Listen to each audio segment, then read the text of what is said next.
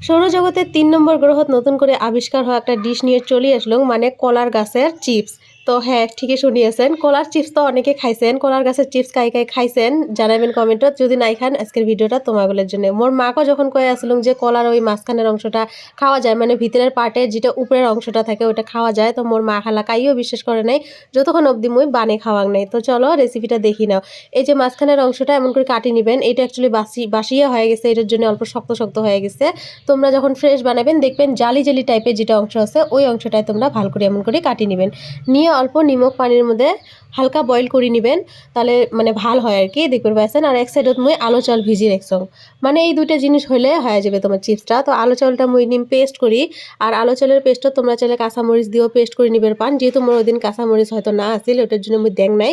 সাথে অল্প মুই নিমক দিয়ে দিল আধা চামচের মতো গুঁড়া মরিচ আর অল্প হলদি, কারণ দেখতে কালারটা খুব সুন্দর হয়। তাহলে সবগুলো একদম ভালো করে পেস্ট করে নিয়ে বয়েল করে রাখা যে কলার যেটা গাছটা, মানে ওইটা ভালো করে ডিপ করে নেবেন। নিয়ে একদম ফ্রাই করবেন, মানে গরম গরম তেল, এক সাইডত গরম তেল বসে দিয়ে রাখবেন।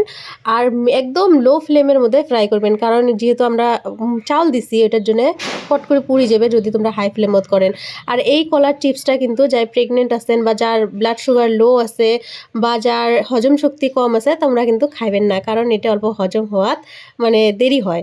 এমন ধরনের অদ্ভুত রেসিপিগুলো পাওয়ার জন্য তোমরা কিন্তু মোর পেজটা ফলো করে রাখবে পান। দেখা হবে তোমাগুলোর সাথে নতুন একটা রেসিপি ভিডিও নিয়ে। Bye bye.